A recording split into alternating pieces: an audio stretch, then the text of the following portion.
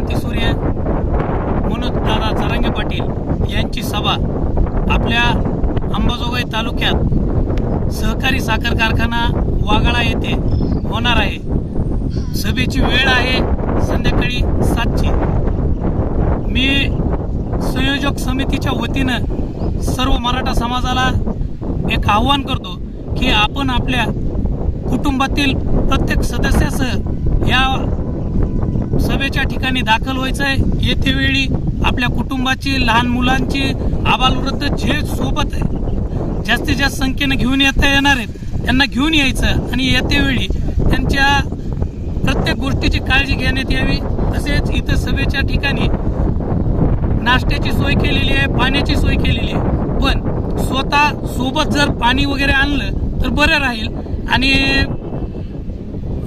आपल्यामुळे इतरांना कोणाला त्रास होणार नाही। सभा एकदम शिस्तीत व्हावी अशी प्रत्येकानं काळजी घ्यायची। जय जिजाऊ। नमस्कार। जय जिजाऊ, जय शिवराय, जय संभाजी।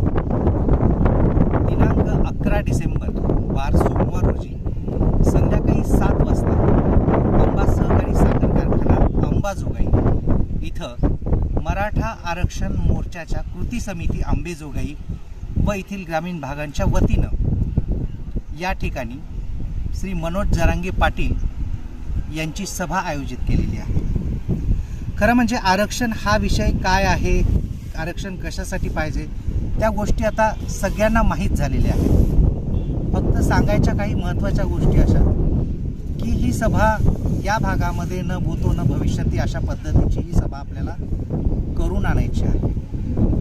खरं म्हणजे आज मराठ्यांना तुम्ही सभेला या म्हणण्याची वेळच येत नाही, कारण या काळामध्ये एकमेव मनोज जरांगे पाटील असा नेता मराठा समाजाला लाभला ज्या नेत्यानं महाराष्ट्रातला अख्खा मराठा किमान एकूणमेकाकडे बघायला आणि एकूणमेकाला बोलायला त्यांना शिकवलं। त्या मनोज जरांगे पाटलांचं बळ वाढवण्यासाठी आणि आपल्याला आरक्षण मिळवण्यासाठी उद्याच्या 11 तारखेच्या सभेला अंबेजोगाईच्या परिसरातील तमाम मराठा बंधू भगिनी या लोकांनी आपल्या परिवारासह सभेला यायचं आहे। खरं म्हणजे ही सभा आपल्या सगळ्या परिवार आणि आपल्या पुढच्या असंख्य पिढ्यांसाठीची इतिहास घडवणारी सभा असणार आहे, कारण याच्यातूनच आपल्याला बळ मिळणार आहे आणि याच्यातूनच आपल्याला प्रेरणाही मिळणार आहे आणि मराठा आरक्षण आपल्याला कसं मिळवायचं ही ताकद या लढ्याच्या माध्यमातून, या सभेच्या माध्यमातून आपल्याला सरकारला दाखवून द्यायची आहे।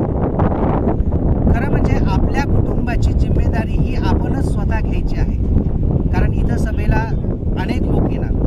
त्याच्यामुळे माझ्या घरातले 4 व्यक्ती असतील तर माझ्या लोकांची जिम्मेदारी मी स्वतः घेणार, मी स्वतः माझ्या लोकांना इथं सभेला आणणार आणि माझ्या लोकांना मी घरून घेऊन जाणार। ही जबाबदारी प्रत्येक घरातील मराठा युवक तरुणाची आहे।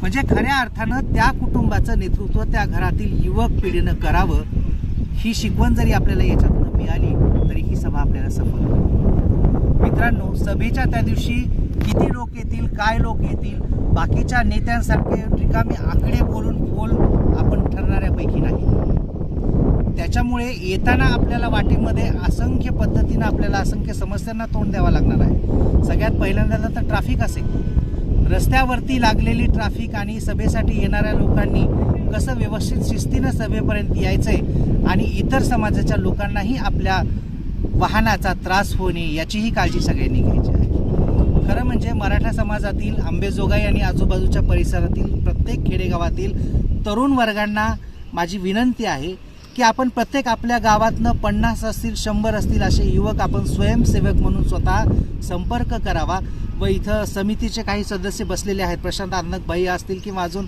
महेश जगताप भैया असतील, बिभीषण लोमटे असतील, हे सगळे लोक इथं बसलेले आहेत। यांच्याकडे आपण आपली नावाची नोंदणी करावी आणि आपल्या गावातून एक 50-100 मुलं जर आले आणि त्यांनी जर इथं स्वयंसेवकाचं काम केलं तर मला वाटत नाही की इतकी शिस्तबद्ध सभा कुठे होईल। मराठा म्हणजे काय फक्त आक्रमक नाही, मराठा हा बौद्धवंत पण आहे। खरं म्हणजे मराठ्याच्या लोकांमध्ये बुद्धीचा विकासही प्रगल्भ पद्धतीने आहे, कारण जो माणूस जगाचं पोषण करू शकतो त्या माणसाची बुद्धी ही कमकुवत नसते, पण ती कमकुवत बुद्धी केवळ आरक्षणाच्या माध्यमातून खालच्या स्तराला चाललेली आहे। ती न जाऊ देता आपल्याला आरक्षण मिळवायचं आहे।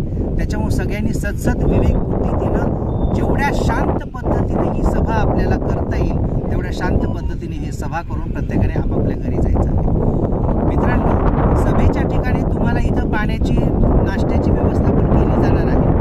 तरी सुद्धा प्रत्येकाने आपल्यासोबत एक छोटासा डब्बा असावा, म्हणून एखादी पाण्याची बॉटल, एखादा बिस्किट पुडा इथं सोबत ठेवायचा आहे. कारण एवढ्या सगळ्या याच्यामध्ये प्रत्येकापर्यंत ही सुविधा पोहोचेलच असं आपण सांगू शकत नाही. पण सगळ्यांनी ही जबाबदारी पण आपली जबाबदारी पाळायची आहे. आणि सभेच्या त्या दिवशी कुठल्याही आपल्या सभेला कसल्याही पद्धतीचं गालबोट न लागता एकदम शांततेमध्ये होणारी ही सभा करून आपल्याला आपल्या घरी परत जायचं आहे.